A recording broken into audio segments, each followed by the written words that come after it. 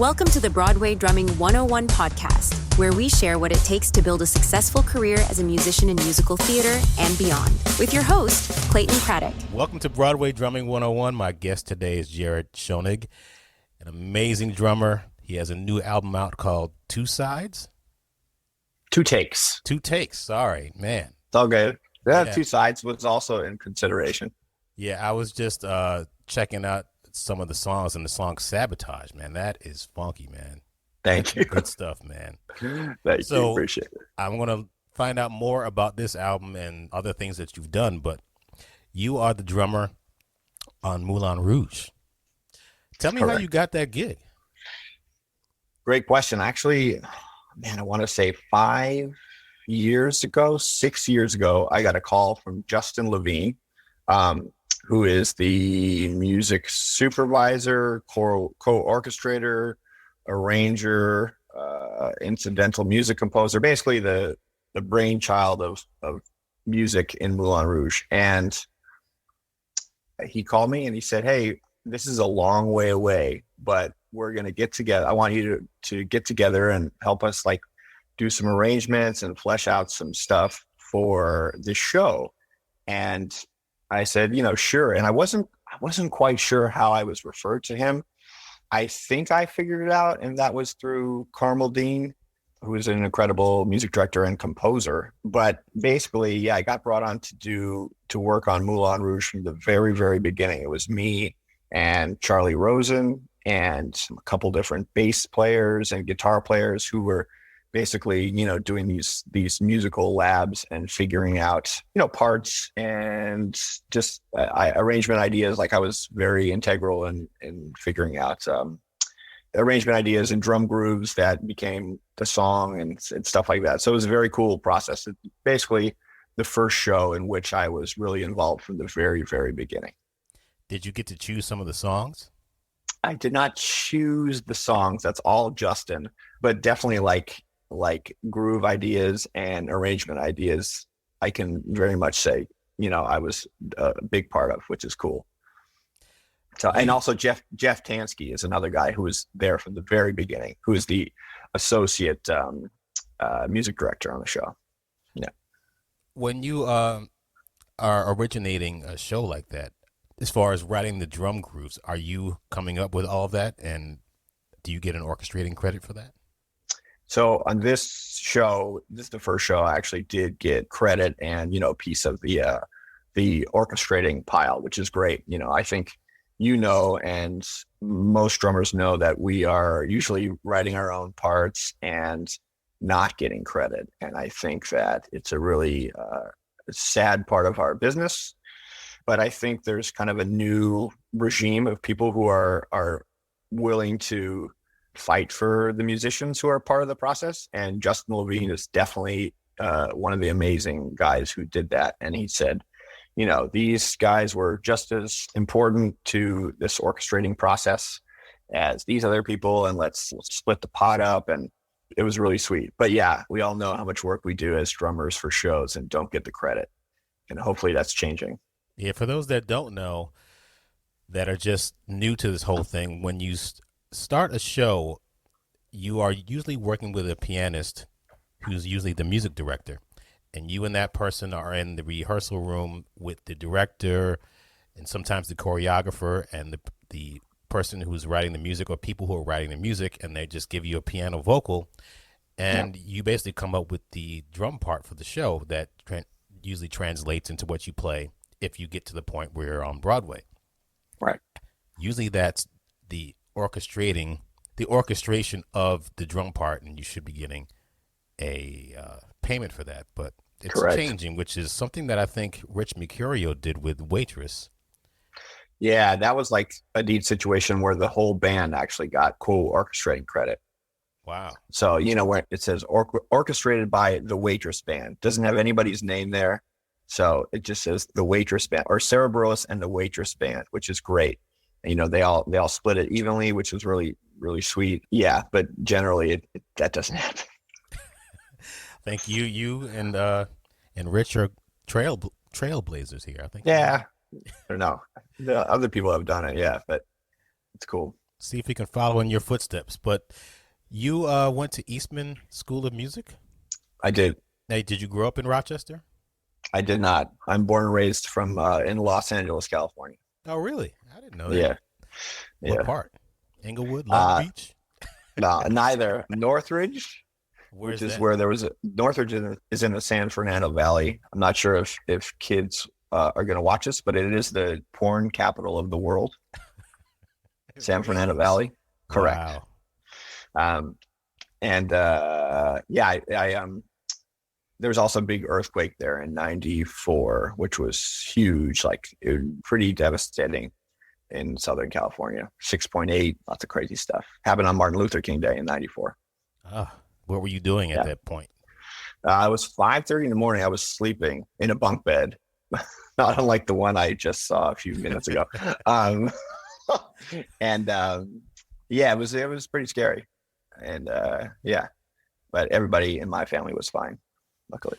You know, I spent some time in California working on shows, and I thought I wanted to live there, but I changed my mind in 2020.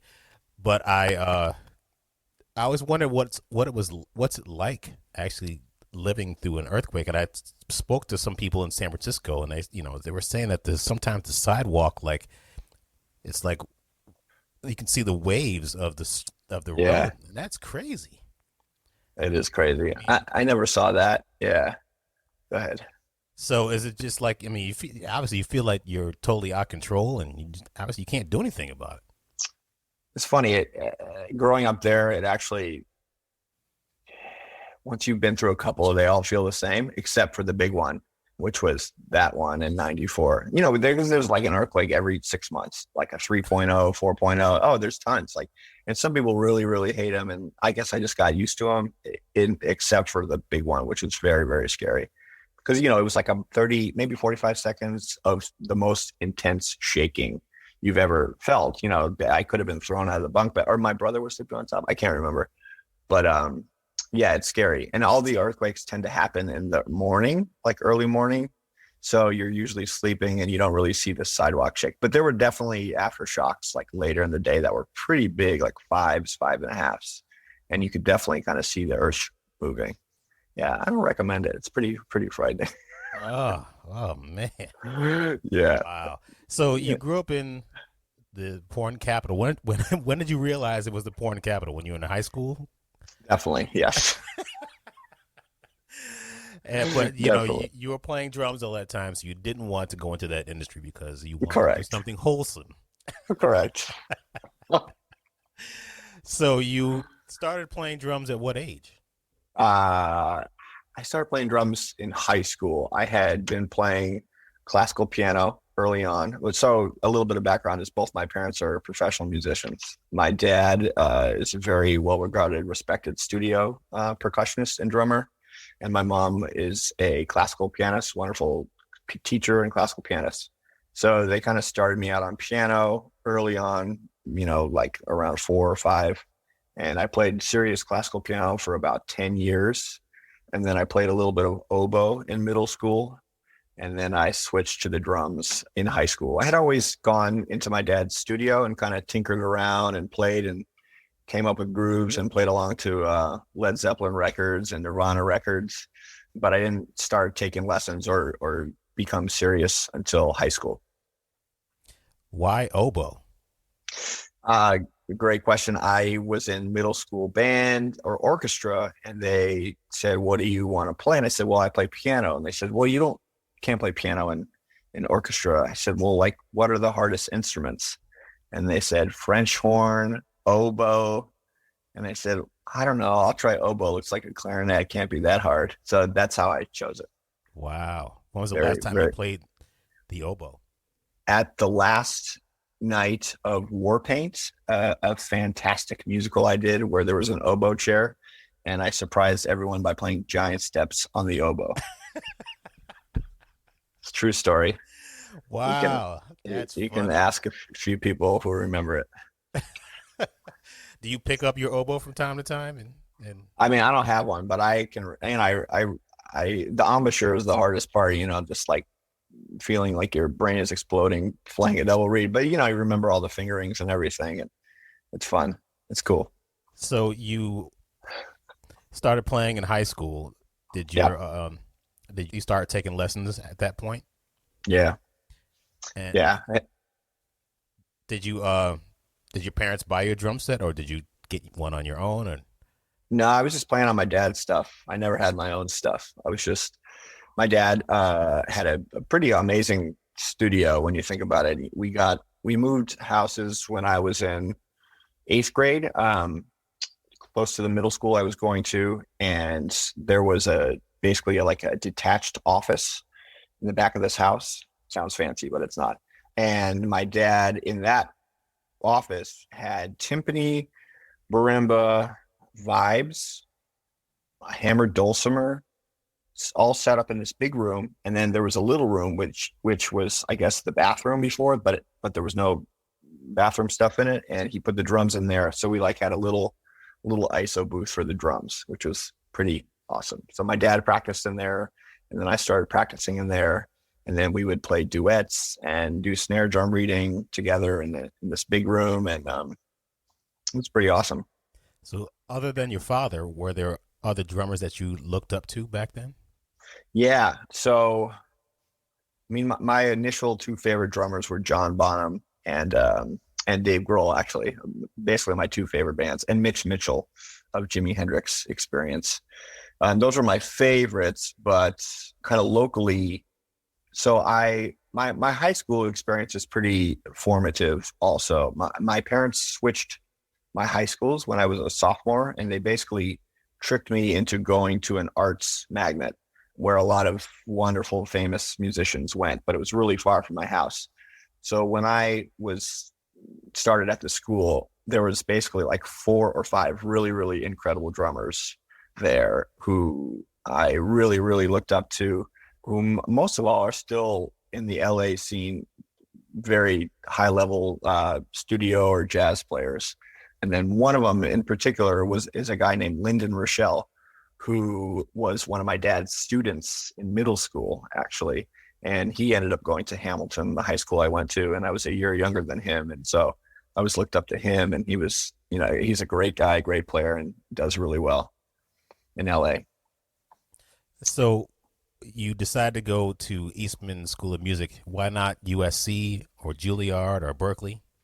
The short answer it was the furthest away from my house. I ended up getting pretty much full rides to almost every school I auditioned to except for Eastman, but something about the audition process and the selectiveness about how small the jazz program was very intriguing to me. I also had like kind of a really good buddy of my dad's, Clay Jenkins, an incredible trumpet player, had just started teaching there.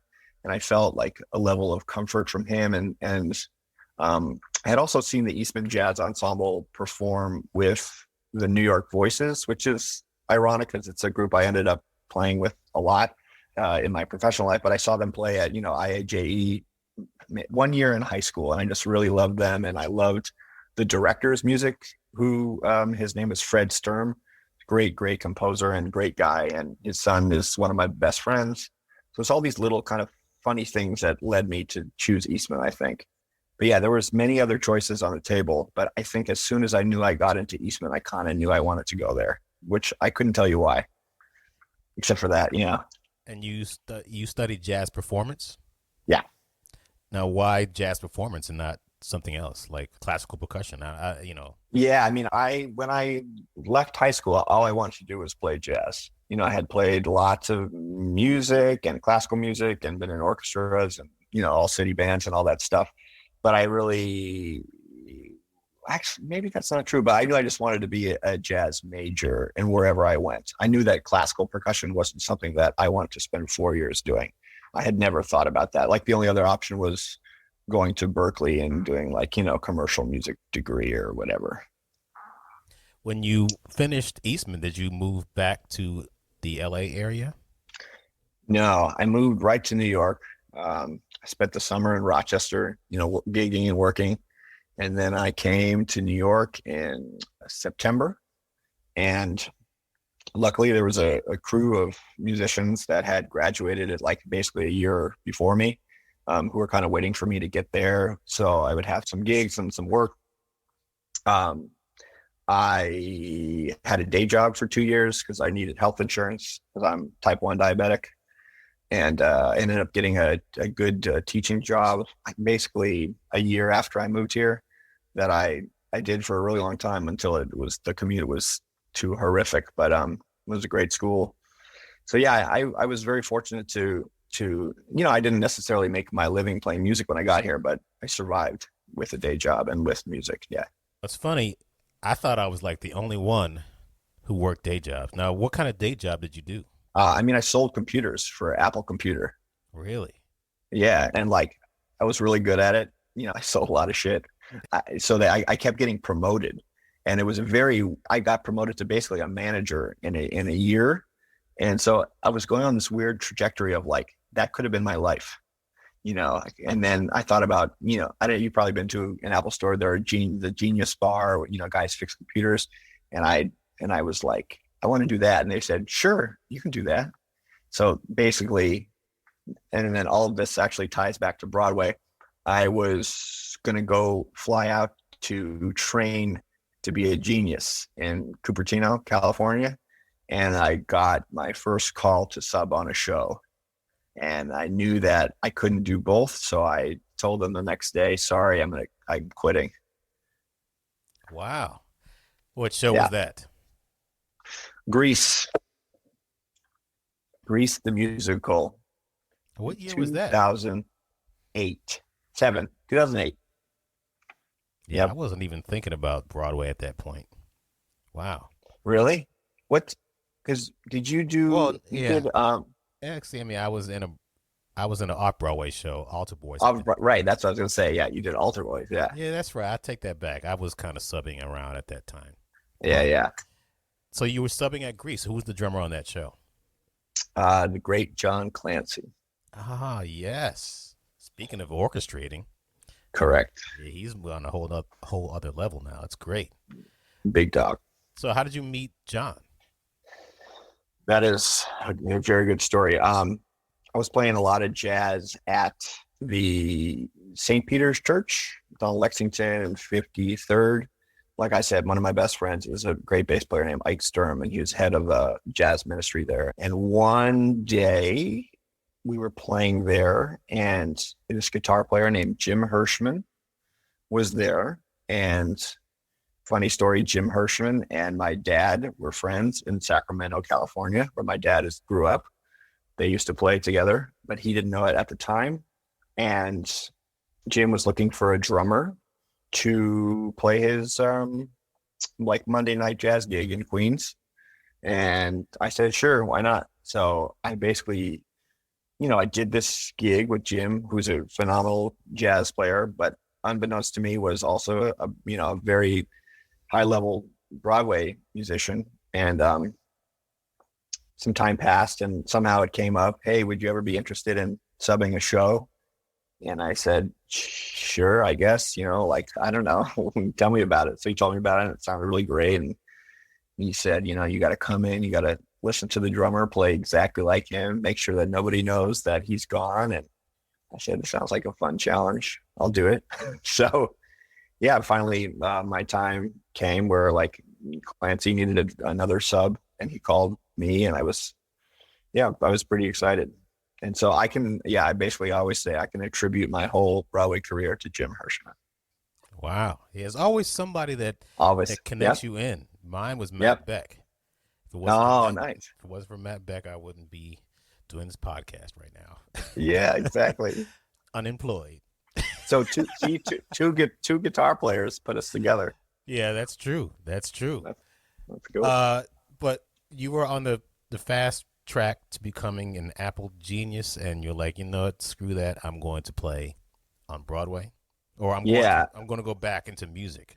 Well, yeah, it's like I still had like a pretty decent little music career, playing jazz gigs at nighttime, teaching, playing some other gigs, like nothing super high level, but things were getting a little hectic with I like to say I can't really remember my first 2 years in New York because I was just always working, whether it was gigging till like 3 a.m. or working 8-hour shifts.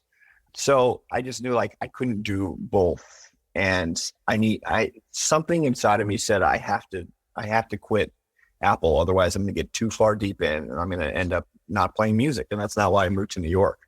I didn't move to New York to play Broadway either, but it just happened, I'm sure you didn't either. And it just happened that way. I'm very fortunate that it did. Something inside me, and maybe it was like a conversation with my parents or friends who were just like, yeah, just get out of there, like play music. So that's how it happened.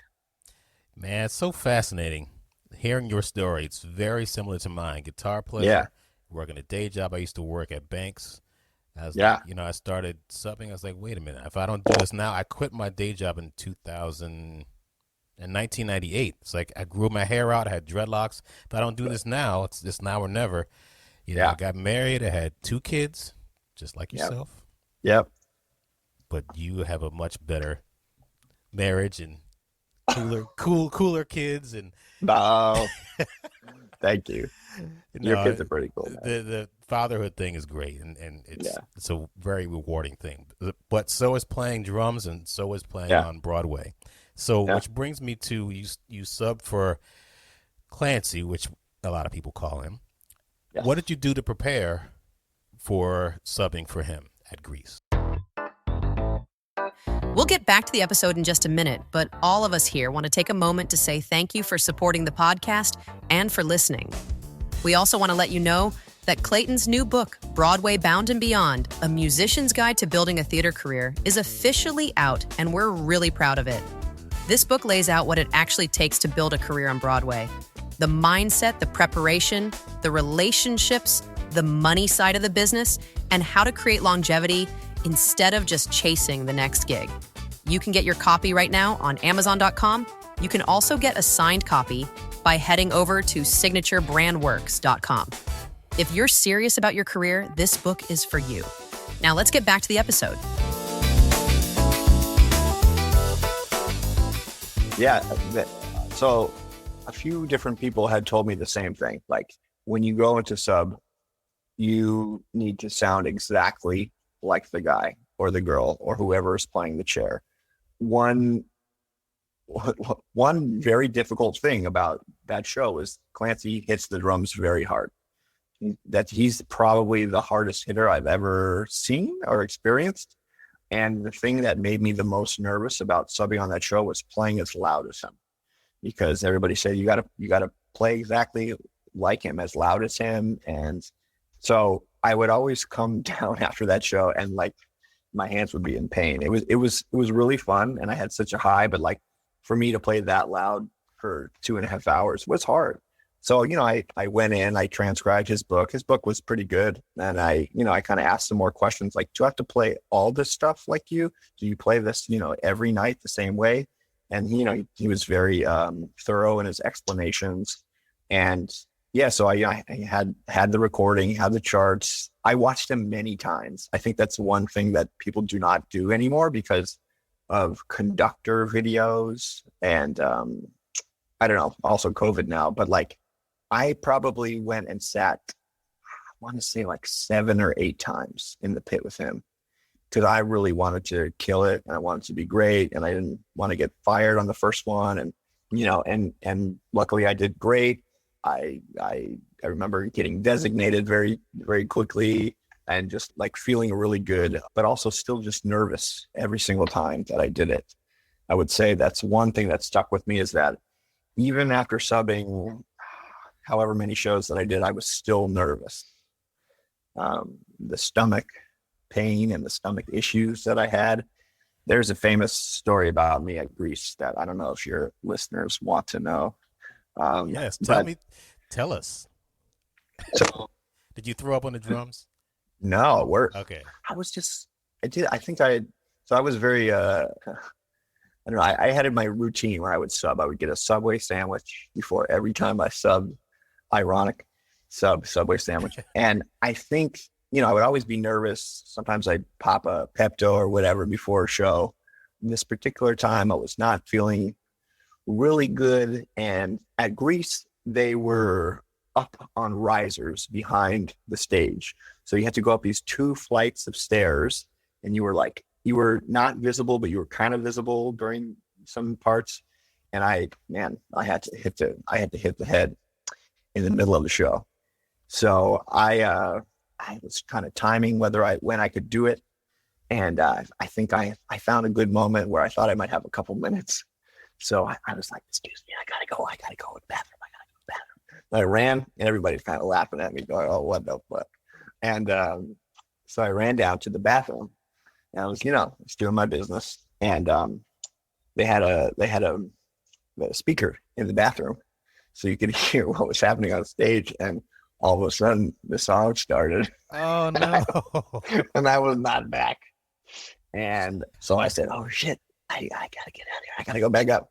So I ran back up. I think I missed the verse of some song, but when I got back to my chair, I came in right in the chorus, and I got a very nice applause from the band. Wow! When I sat down and rejoined the chorus of some song in Greece.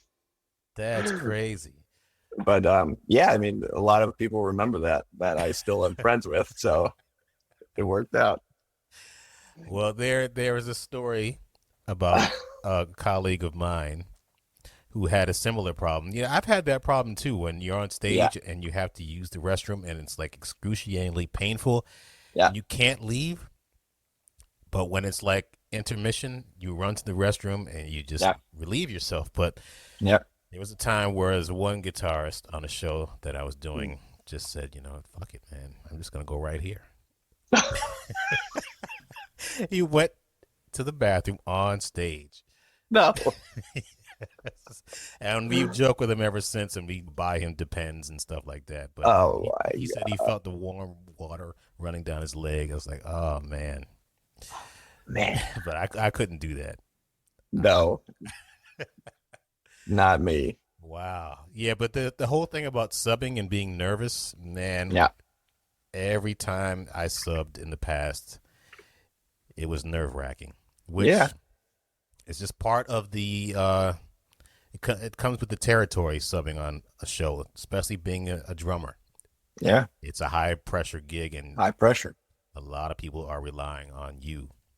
Yep. So you subbed for Clancy, and did you eventually move on to subbing at other shows?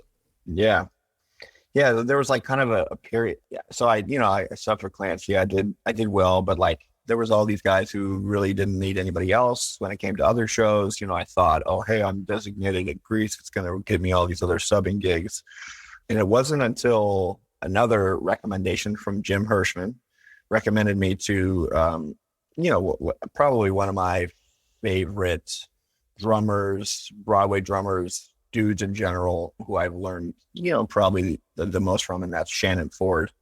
So I kind of became, I subbed for him at this off-Broadway show called Everyday Rapture, which was really, really fun. And that's where I met Carmel Dean and also George Farmer.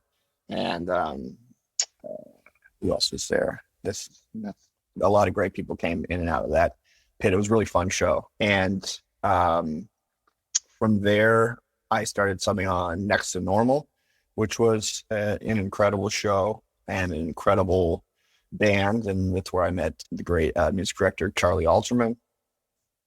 So, through Clancy and through Shannon Ford is who I can attribute subbing for. And then, I don't know, you want to know the other ones I did? Okay. Then, because I basically did a string of subbing, and then got very lucky and stopped. I subbed for Howie Joins, great drummer and contraster at Ghost. Another one of my favorite guys and drummers who is not really in the business anymore is Trey Files. You remember him? No. So Trey was the drummer for Spring Awakening. Oh, maybe that's where I'm thinking the guy from Blink 182. Now that's I don't know. But yes. Now Trey is is an incredible dude, incredible drummer. I think his first show was Spring Awakening, and then he did American Idiot, and that's where I subbed for him, the Green Day show. That's where I remember him from. Okay. So, yeah, American Idiot was the third show I subbed on, and quite possibly my favorite show I've ever done.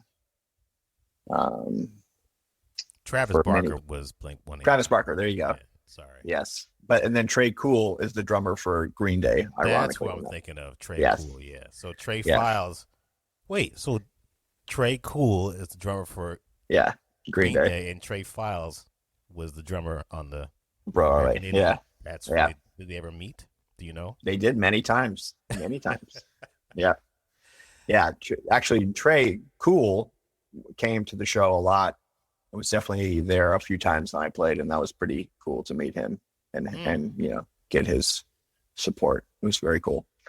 But yeah, that show, American Idiot, was probably in ways the hardest show I've ever done, because it was 100 minutes of music that had to be memorized.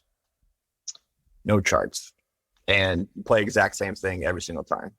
And the whole show was clicked with lots of, tempo changes and stuff. And I guess, I'm a really good reader, and kind of it's definitely my strongest thing. You can put anything in front of me and I'll read it. And I've been doing it since I was a kid. It's probably from piano playing and playing in tons of big bands, etc. But so to finally have to rely on memorizing something and learning it, there was no music also. So it was all listening. Yeah. So that was the other hard thing. There were no charts?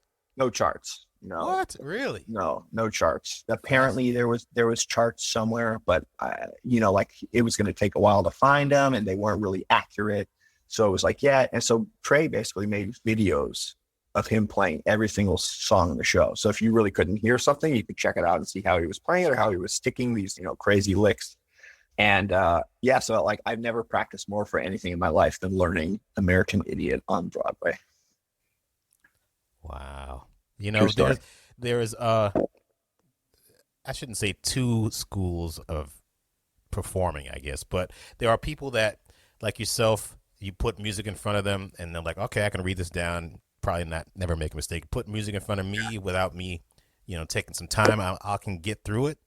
But I'd need some time. But if you, say, all right, play the entire Jackson's Live record from 1981, I can play the, I can do that. Because I can remember things. That's right. I just grew up listening to, just probably like yourself. You probably grew up playing stuff too, but having that music in front of you is an added plus. Which is something I'm going to ask you now. Do you have the music in front of you at your show right now, and do you read it, or do you just have it there as a guide? Great question. I have not used the music for Moulin Rouge since the second week of the first run of it. So, and this is two funny stories about reading music and memorizing music. So Moulin Rouge, I've been doing it for so long that it feels very ingrained in my body. A lot of stuff was transcribed and put in the drum book, and then a lot of stuff wasn't, just because of time issues. And I realized that I could have a lot more fun playing without looking at music, right? So when we shut down and I was going to come back to doing something I hadn't done in a year and a half, I said, shit, I hope I remember this. I better look at the music. And so I get to the cast rehearsals. I'm looking at the music. It's all coming back to me. But there are 2 or 3 spots in the show where I can't remember what the fuck I did. And so I had to go back to, my recording and listen to what I did. And after checking those spots out, I said, okay, I can go back to no music, which was very cool. It's just shows you what your brain is capable of, even after a long period of time away, of not even thinking or doing that thing. Right. That was pretty cool to me. But the predecessor and of the cool moment of this was after American Idiot had closed, the tour was going out. And my buddy Grant Braddock was doing it. He couldn't make a rehearsal. And Tom Kidd calls me up and says, can you do the rehearsal? I said, I haven't looked at this in, 6 months. I have no idea if I can play it. And he was like, it doesn't matter, just come in. We just need somebody there. So after 6 months of not listening, thinking, doing it all, I remembered by memory 95% of it. You play a lot of jazz. Yeah. Now, you need to remember all that stuff. Do you have charts in front of you for your jazz gigs too? Yes, because usually when I'm playing jazz, I'm playing other people's music, and I haven't internalized it like the way I have a Broadway show playing it every single night, or whatever. And the people's music is really difficult, odd time signatures, yada yada yada. People write crazy shit. So yeah, I'm reading all the time, pretty much. Yeah. Now we're gonna get to your stuff later, but No problem. You created your stuff. Are you reading your own charts? Yes. Really? On the big band, but not the quintet. Yeah. So I'll explain it later. It's all good. Okay. Well, 2010. Yes. Green Day, American Idiot, Broadway, subbing. Did you eventually get your own show shortly after that? So I continued to sub for maybe 3 more years. I did a couple more shows for Shannon. I did a couple shows for Trey, a show for Howie. Maybe that's it. It's hard to remember. And then came my call of my first show, which was Pippin, the revival of Pippin. And that was 2013. That was your first show? Wow. I didn't know that was my first show. Yep. Wow. That was, I think we started at the very beginning of 2013 with cast rehearsals. And, I got that show because Charlie Alterman was the music director. I had done a bunch of shows with him. We had always gotten along really well. He liked my playing. And then also my good buddy, Sonny Palladino, was on that show. And I know that he, fought for me. I think that the contractor had his guys he wanted to get. And luckily there was enough people who wanted me in the room. And that's how it started. You did the cast recording for that. Tell me how you approached the cast recording. As your first cast recordings are different than a lot of things that we do as far as regular pop recordings or jazz recordings. Yeah. It's very intense. Tell me about your experience recording that show. It was pretty intense. That show was not clicked. No click on that show. It was kind of tempos were a bit moving, a lot of stuff pushed and pulled. There's definitely some groove tunes on that show, but it kind of depended on how the music director and the cast were feeling where it was going.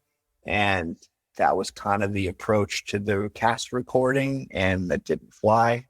So immediately we instituted clicks for the album, which something, we hadn't done at all, but luckily the band was, a really, really great band, incredible band. Some of my favorite people were in that band. So I remember that starting off very, very stressful for some people. And luckily we all worked together to get it to a doable place, and everyone played great. And the finished product is pretty amazing. I really liked that album, but that was an exceptionally stressful process. Yes. That reason. Did that lead you to your next one? Did you do The Color Purple after that? No, after that I did It Should Have Been You. That flew right past you, right? It was a cute, funny show, kind of like a play with music a little bit. Not really. I guess it's a musical. Some good songs in it. Great cast. Very short-lived. Basically, after Pippin closed, the contractor moved half of the people to one show and then half the people to It Should Have Been You, which was very cool. I was with my good buddy Steve Millhouse on bass at It Should Have Been You, and who played bass on Pippin, and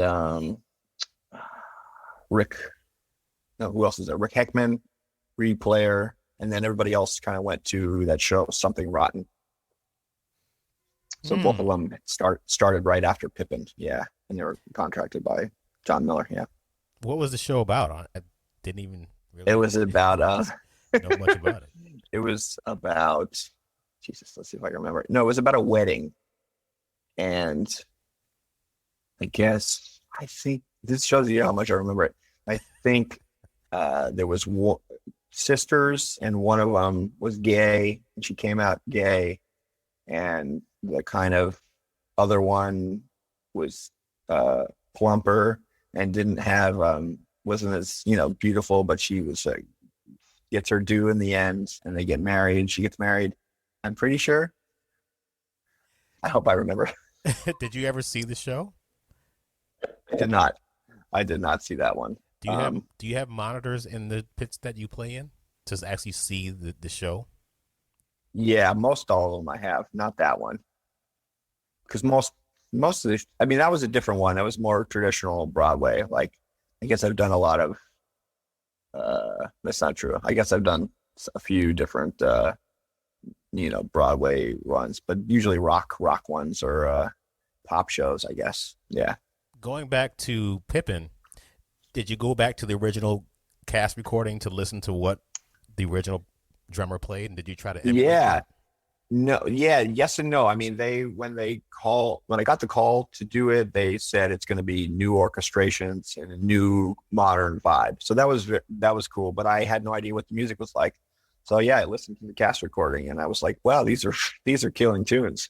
There was some, because like, I didn't grow up listening to musical theater, but I did play the shows at my high school, which is, they were always very, very, very good. But outside of like those, 6 shows that I did in high school, I never knew anything else. I couldn't tell you the difference between, Phantom of the Opera or Chicago or whatever. So yeah, I didn't know any of these shows when I would get called to do them or whatever. But I definitely always would. I love to check out the originals, whether that's Pippin or Color Purple. There's definitely a lot to learn from that. And yeah, pretty awesome. That Pippin is a great cast recording, but it's so loose. And if you listen to any, old school cast recordings, they're just, the time is so loose on them. It's just a funny thing to listen to and to be like, wow, you guys got away with this. Nobody cared, but I guess fine. Well, speaking of revivals, did you event that was the Color Purple the next thing that you did? Yes. Now It was. that's where I met you because Yeah. I called, and the thing about trying to network with people and trying to get a gig, some people get it through a recommendation, some people call or email or text or direct message. I just reached out to you, and thankfully you had a slot open, and Yeah. that's where I met you and I subbed for you, and it was such a great book. And let me tell you something, anyone listening here, Jared has one of the best snare drums on the planet Earth. Oh, thanks. Man, I love that snare drum. I was like, I hit it. I was like, oh my God, this sounds so good. Now, Oh, tell me thanks. what snare that is against a Pearl. Before we jump back into the episode, we want to ask a quick favor. If you like what you're hearing on the podcast, please take a moment to leave us a glowing 5-star review on Apple Podcasts, Spotify, or wherever you listen. Those reviews really matter. They help other musicians like you find the podcast, and all of us here truly appreciate the support. We also want to let you know that we've got new merchandise available now at signaturebrandworks.com. We've got backpacks, sweatshirts, t-shirts, sweatpants, mugs, tote bags, hats, beanies, mouse pads, and a whole lot more. Practical stuff you can actually use, whether you're heading to rehearsal, the gym, a session, or just living your life. Thanks again for listening, for supporting the show, and for being part of this community. Now let's get back to the episode. It's a Pearl Kapoor, which is like mahogany. And they don't make it anymore. And fun fact, I've used it on every single Broadway show I've done. Really? Yes, I have. Wow, it's such a nice snare drum.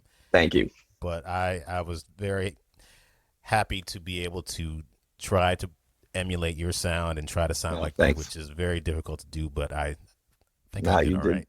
You did great. But the band that I One of was the highest playing praise. with was great there. And, Yeah. the thing about that show, you're doing a revival, but it was different because you had some different songs in there, right? I think. I'm not sure if we had different songs, but the arrangements were so different and the band was so stripped down. Yes. It went from like 25-piece orchestra to 8 people. Yes.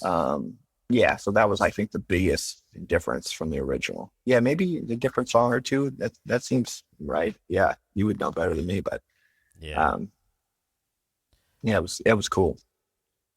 Again, did you listen to the original cast Yeah, recording?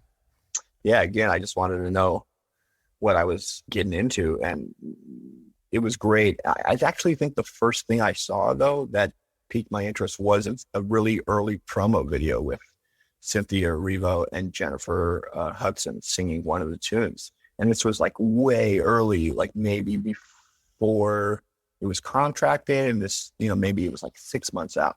And I actually, to be quite honest, I saw that video and I was like, man, I should play the show. Like I really wanted to play the show.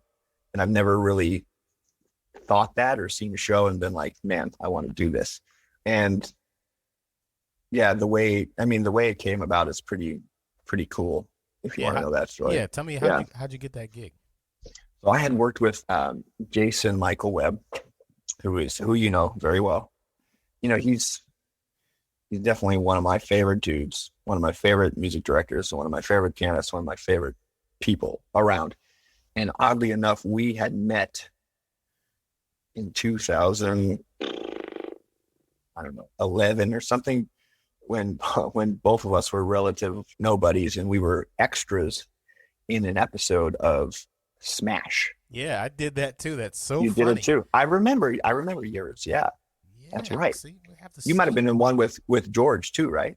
Were you in an episode No, with George? Okay, I forgot who was on that one, but yeah, okay, a lot of people were working on that show during that time. exactly, Fascinating. exactly.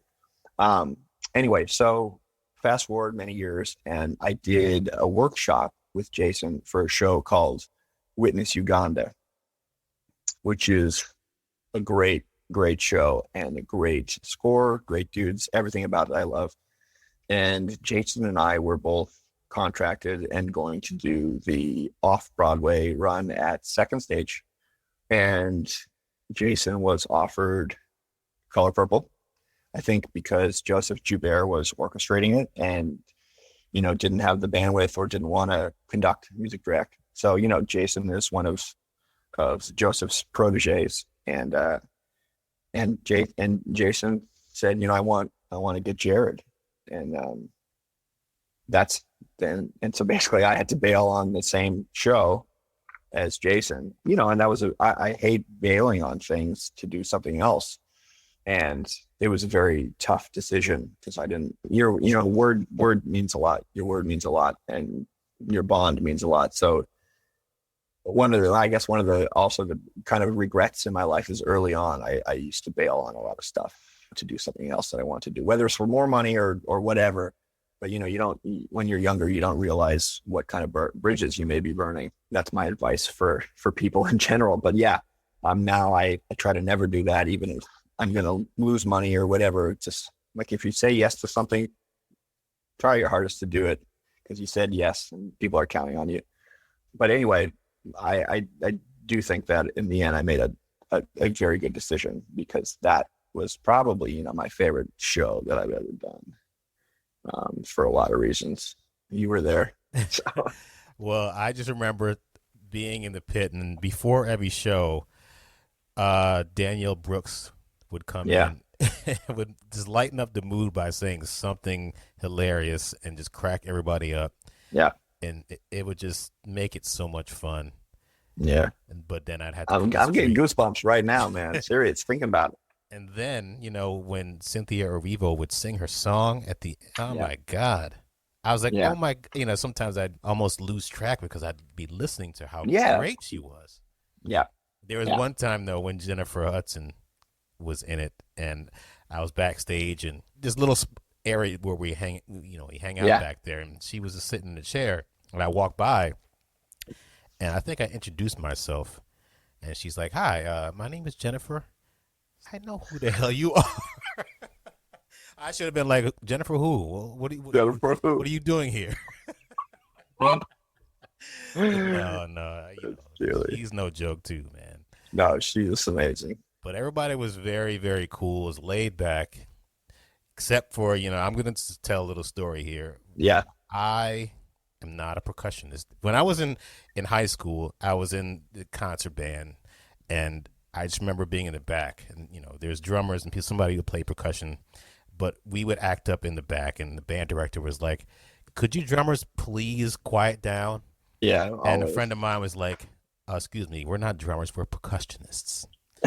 What? Anyway, I'm not a percussionist, but there was a mallet part in your show, and I was freaking out. It was hard, right? It's only 5 notes, right? Notes. Yeah. 5 notes, and I had to play it and put down a stick and then pick the thing up. And I was like, "Oh fuck, how am I gonna do this?" So I just had to memorize it. Yeah. Again, I'm not a percussionist, but can I admit that there were times where I'd hit one wrong? Of course. Hey, I did it too.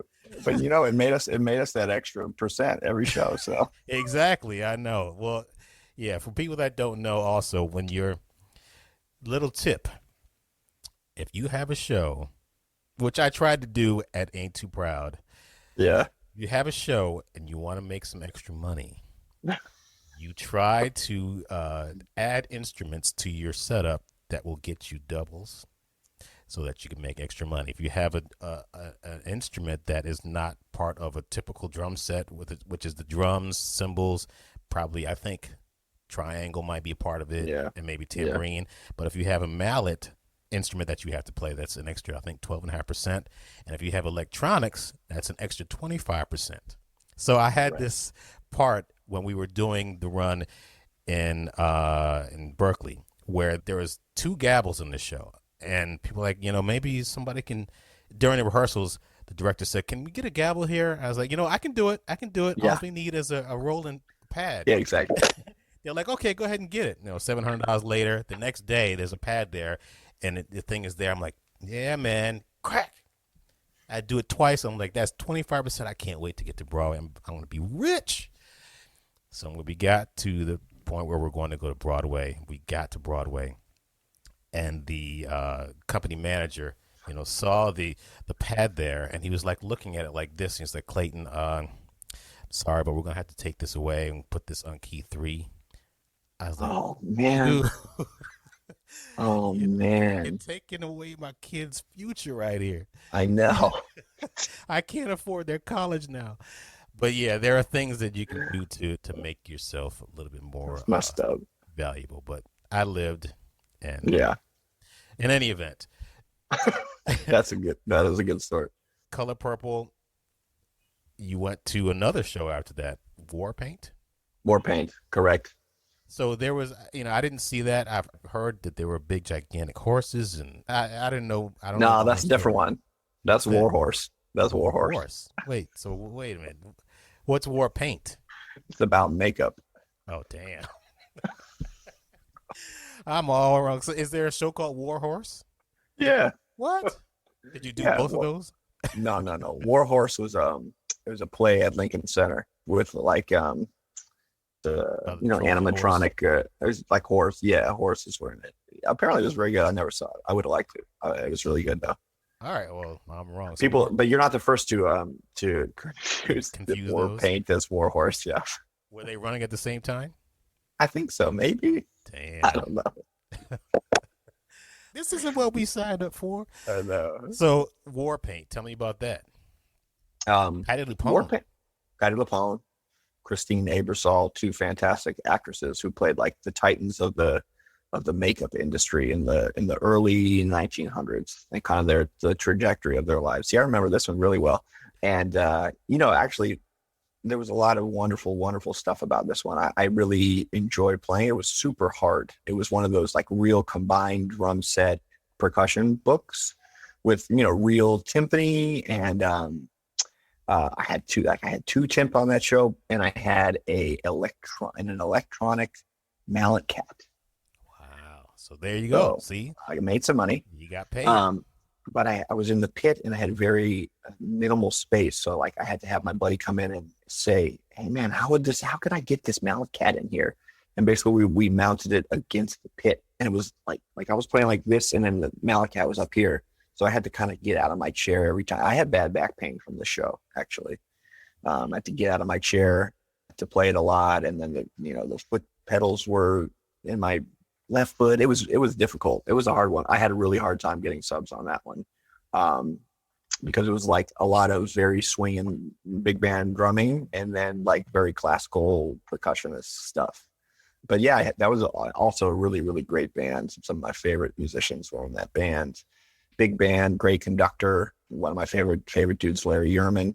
And the music is beautiful. Amazing writer, Scott Frankel, who wrote Grey Gardens. And it was, and great director, Michael Greif. It was cool. It was fun. There was a lot of cool stuff about that. Didn't he do Rent? Yeah, Michael Greif directed Rent and directed Dear Evan Hansen. Oh, wow. Big dog. Yeah. Did that run its course and that's how you got the prom, or did you leave to do? No, I've only ever left one show to do another, and that was prom to do Moulin Rouge. But Warpaint closed, and I already had prom lined up, which was cool. So, and I was also doing Moulin Rouge workshops during Warpaint. So, like, yeah, I kind of had a nice period of time where I had like 5 years of my Broadway life booked in a weird way.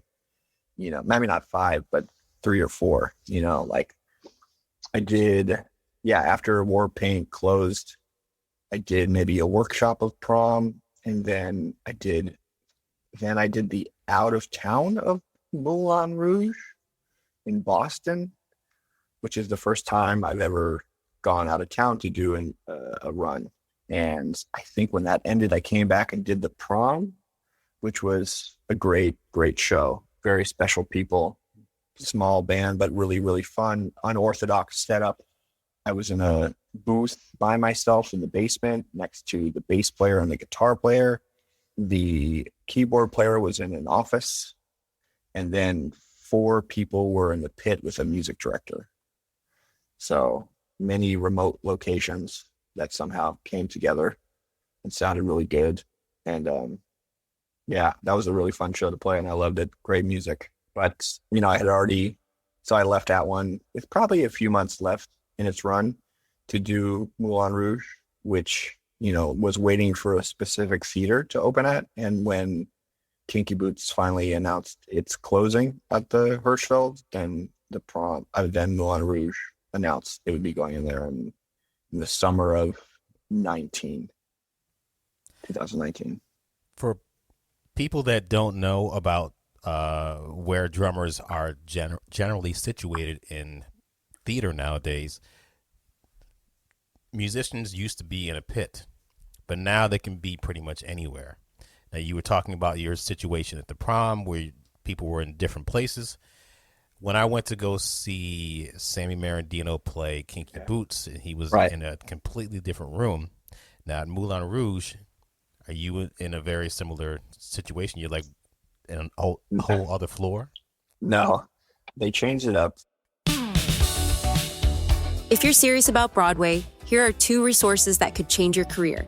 The first is the free How to Land a Broadway Gig Roadmap. This breaks down exactly how the industry works, who the key players are, and how to position yourself to get the call. It covers building relationships the right way, getting on sublists, and creating real opportunities. And the best part? It's completely free. Just become a subscriber to Broadway Drumming 101. Free or paid, and you can grab it instantly. Head over to BroadwayBoundBook.com/roadmap and get it today. The second thing you need to get is the Broadway Sub Playbook, and it's just $7.99 at signaturebrandworks.com. This is a step-by-step guide that takes you from the moment you get the call all the way to opening night. How to study the score, build your sub book, take notes from the conductor, and walk into that pit like someone who absolutely belongs there. These are the exact systems that most working Broadway musicians use every day. If a career in theater is what you're after, these 2 resources will help get you there. If you want the full picture, pick up Clayton's book, Broadway Bound and Beyond. It's available at Amazon.com and other places where books are sold online. If you want a signed copy, you can get one today at signaturebrandworks.com. Thanks for listening. No, they changed it up for Moulin Rouge when we got there. They built us kind of a world-class recording studio in the basement. And so there's 2 locations, 3 if you include the conductor, but there's one one medium-sized room that houses key 2, both guitars and bass on one side. So it houses rhythm section on one side and then the strings on another side with string quartet. And then I'm kind of in the middle in my own ISO booth, which is really cool. So I can see the keyboard player, I can see the bass player, and I can see the guitar player. And if I lean my head, I can see the other guitar player. And then the way the show started off, they had the horn players, which are trumpet, French horn, trombone, and reeds on the 4th floor by themselves, very far away, long walk up the stairs. And when we came back, due to space issues for new cast members, they moved them downstairs into another room, which used to be someone's office. So now they're close to us, but still not in the same room. Yeah. You mentioned something about another show that you were on. Can't remember what you just said it, but you had to stand up and play the mallet cat. Yeah, war paint. And it led to some issues with your body. I think about it because my right arm is starting to hurt, and if I had more time, which I'm going to have to dedicate to doing it because I don't want to have long-term consequences to it, but my right arm is starting to hurt in my forearm because of something I'm doing wrong in the pit. Yeah. How do you avoid injuries doing Broadway shows, playing the same thing the same way? Or, you tried not to play as hard as John Clancy at your first show because you didn't want to hurt yourself. What do you do to avoid injuries? I take care of my body pretty darn well. I'm an avid exerciser, but also being a diabetic brings on a bunch of other problems. And throughout my career, I was virtually injury-free until actually Color Purple, when I had really bad carpal tunnel in my left hand and wrist, coupled with some neuropathy in my fingers. And it was basically due to poor blood sugar management. So I'm dealing with the repetitive injury thing, that we are all dealing with, and then another subset of problems from being diabetic, and I kind of changed my eating habits and my life around a lot during that show. And virtually those specific problems went away. I got to a point in my life where I realized I needed to have a dedicated warm-up time. I had always been pretty nonchalant about warming up before playing. And I think maybe when I was turned 30 or something, I was like, this ain't flying anymore. So, I think that obviously warming up and spending a good deal of time, whether it's, 10, 15, 20 minutes, warming up the hands and the arms and the wrists, is very helpful to stay injury free. I think that it's hard to figure out sometimes the problems of our setups until we've done it for a while. Like your problem or my problem at Warpaint, I thought I would be cool. And then I realized, man, I shouldn't have set it up like this, but I had no other choice. And have you figured out what you're doing wrong? No, I haven't. Yeah. So that's the thing. It's how do we figure that out? Because there are professionals who will be able to tell us that, but yeah, I couldn't tell you. I couldn't at the time realize that just standing up a tiny bit to play this Malacat was going to give me issues. So I think we just kind of need to stick to our most comfortable, just maybe a good answer would be to just, we know our footprint of the way our drums, because I'm thinking maybe your drums are tighter than you usually are, or you're not getting your rotation or something, that's just what comes to my mind. It's probably something with your setup, because if you've never had these issues before, it's probably just the way the drums are set up or the way the space they stuck you in. I think that maybe sticking up for our space and what we need to be comfortable is really important, so that these kind of issues don't creep up on us. A good point is when I first set up my drums for Moulin Rouge, I had them angled way different because I wanted to look right at the bass player. and like be able to vibe with him. And something about like the way the stool was laying on the ground was so uncomfortable. So after doing 8-10 days of rehearsal, I said, I need to switch it completely. And, the sound people were very cool about it. And I just had to spend, a good couple hours reorienting myself. And I'm not sure if that's a word, but, just moving myself over and because I could foresee having lots of issues had I would have kept it that way. I know it was uncomfortable the very first time I sat down and played the drums. And I said, this can't be right, but I want it faced this way. And so, yeah, now my back is flat against the wall, it wasn't before. It was kind of at an angle. So, I think trusting your setup and knowing what kind of space you need is important. I remember seeing you a couple of weeks ago outside before the show at Moulin Rouge, and you were outside practicing or warming up. Yeah. Which is important. And yeah, I realized I probably need to do that more. Yeah. And just make sure that I don't permanently damage my forearms because, that's part of our... Yeah, you need it. Yeah. Moulin Rouge is your latest gig, and I don't think you told me how you landed that one. Is it? That's the first story from Justin Levine when he called me up. I think. Oh yes. Through through Carmel. I think she was originally the music director and then dropped out after a while. Early on. And since you've been doing so many different shows over the years, and you could talk to someone who's never done this before, what are things that a drummer should never do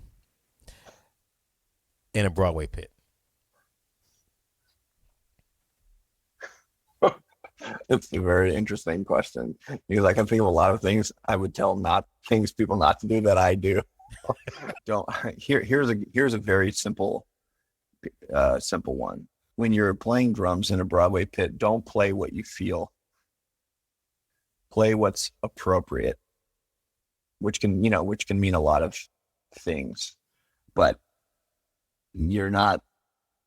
someone might not understand how specific the same stuff we play is on a night-to-night basis. And I think until you've seen someone play the same thing twice, you'll never really know, because if you're in the audience seeing a show, you might think, oh, that drummer's making up everything he's playing. But as subs, as you and I have gone through, we've really learned the kind of, I wouldn't say robotic, but the essence of playing the same thing 8 times a week, and the things you can do slightly different if allowed by your music director, or if not allowed by your music director. I think every show is a little bit different. There are spots in my current show where I play a different fill every night, but 95% of the show is the same thing every night. But I have a few spots where I'm able to play something a little bit different. And I think that coming from a jazz background, the idea of spontaneous interplay and connectivity and improvisation, it's a different world. It's not Broadway. So those are two sides of my brain that have to be separate. Sometimes they can overlap a tiny bit, but for the most part, they are very separate. What advice would you give to someone who's interested in playing drums for a Broadway show, doing what we do for a living? Yeah. My advice would be to get out into the world, play lots of music, learn lots and lots of recordings, go see lots and lots of music, nothing to do with Broadway. Go listen to... Now, why is that? Why do you say that? I say that because 99% of the time, whatever you hear in Broadway music came from something else. And I think the big problem with a lot of today's youth is they want to skip their musical education and go right to playing for Broadway shows. And I've talked to a number of people who have referenced grooves saying, oh, that's from that show. And I said, no, that's from Sly and the Family Stone. And they go, what? What's that? And this is a real thing. I mean, it sounds silly but like, I think a lot of kids, young adults coming out of high school, college, want to go right to the top and I'm not the only one who thinks this, and this is not an original thought whatsoever. I've heard this from a lot of my Broadway drumming heroes who have played tons of music in their life and didn't start on Broadway. There's so many funny things that the older generation has to say about Broadway. It used to be the last thing people wanted to do in town, and it's the last stop on your train, and why start at the end? But when now that I'm older and experienced and done a lot of stuff in my life, different areas of music and Broadway, like, I can see this generation really wanting to just bypass all their musical education and go right to this. And then somebody might respond with, "I need to make a living," and I'll say, "Well, you can get a job at the Apple Store." Get a job, exactly. Get a job, because if you don't know, you need to know where stuff comes from. You can't do calculus without knowing basic arithmetic. It's like, everybody's got to know the history. I mean, you don't have to deeply know the history of every single aspect of music, but you should know where stuff comes from when you hear like a groove in Rent, or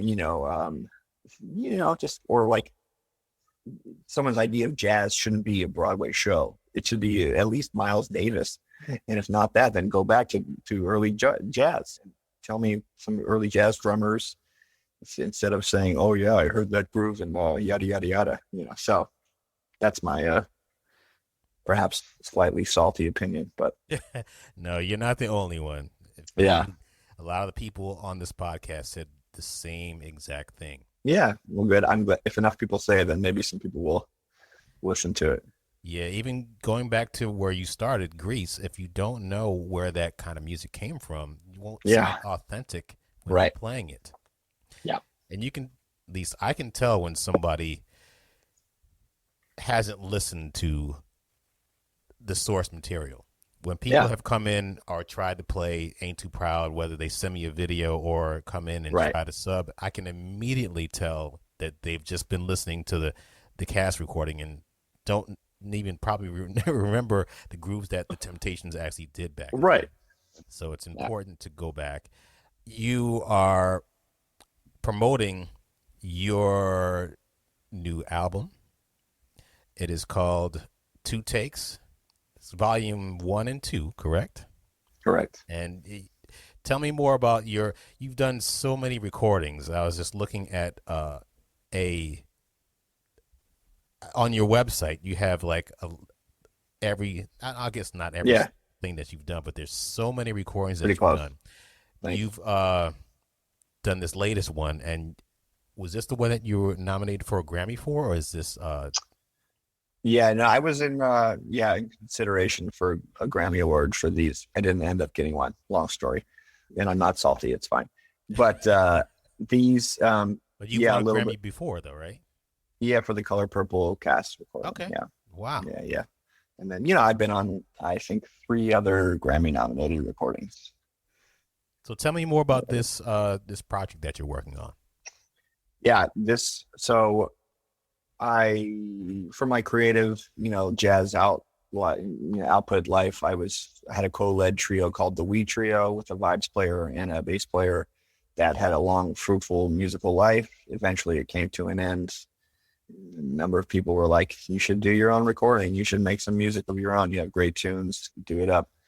So I said, okay, let's do it. And in the process, I came up with this crazy idea to take these 8 original compositions of mine and commission 8 different big band composers to do arrangements on them.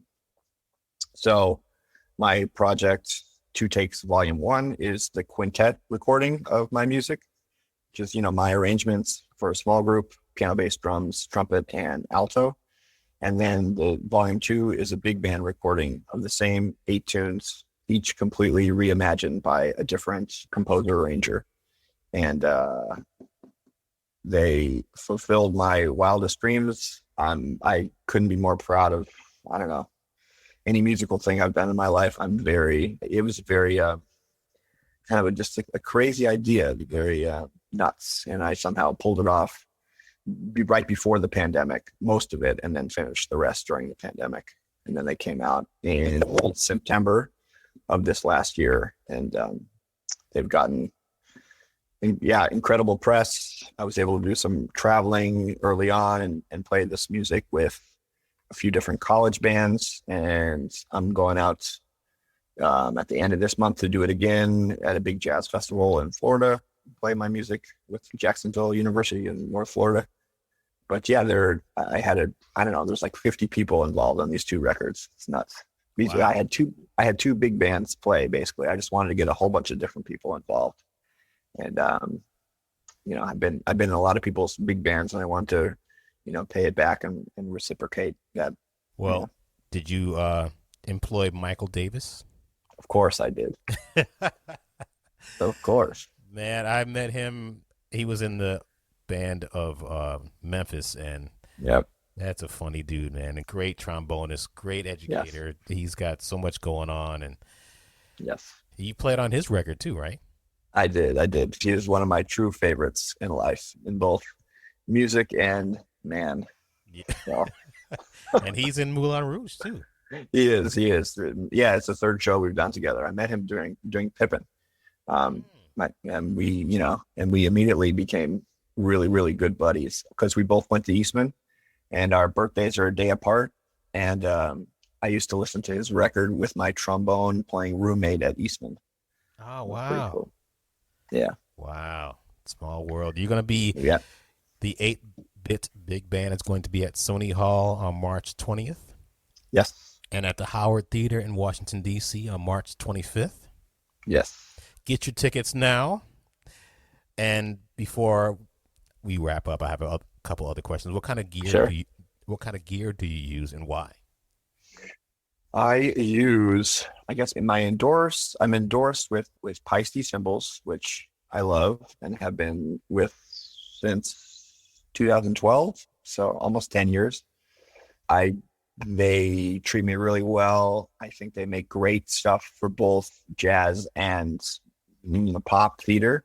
And that's kind of what I was looking for early on. And one of the other big things is consistency in product with them. Like, you can get the same cymbal and it'll sound the exact same. So if you break a cymbal and do the exact same sound, it's great. Not everybody's looking for that, but I am, actually, which is cool.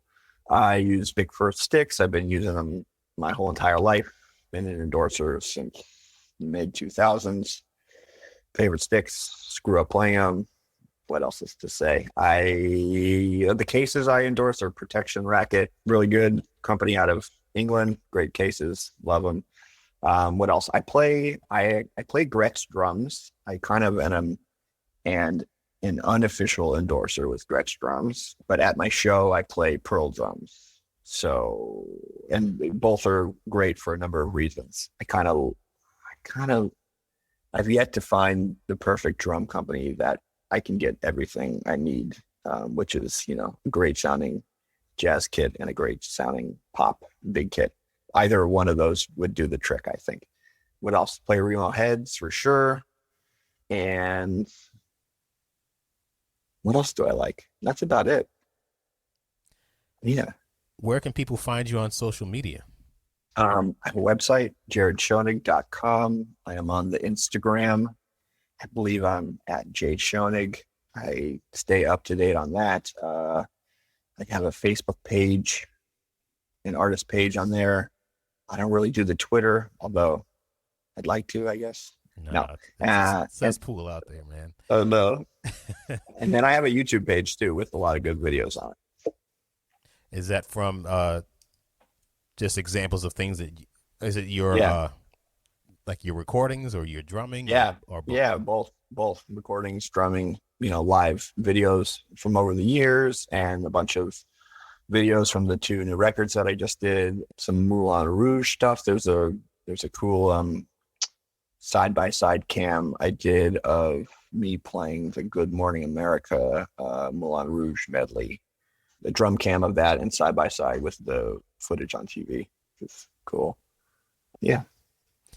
Very, very cool. You all need to check out this record. 2 takes. Song Sabotage. I was just listening to it before we got on this call, and it's fantastic. Check out Moulin Rouge. It's a very, very cool show. And if you're in any of the areas that he's going to be performing, definitely check him out live in Florida on January 31st, March 20th at Sony Hall, March 25th at the Howard Theater, and July 1st at Madison Square Garden. I'm just kidding. Sold out. I'm just kidding. I mean, hey, one day, man. One day. I'll cross it off. Best thing, man. You like the Jared Schonig Big Band. Sold Add out. Madison Burger. All right, you heard it here first. Yes, you'll take it. Thank you for being a part of this. Nice talking to you. Thank you. Great talking to you. I appreciate it. And good luck with everything in the future. And we will talk soon. Awesome. Thanks, man. I really appreciate it. No problem. Thank you, man.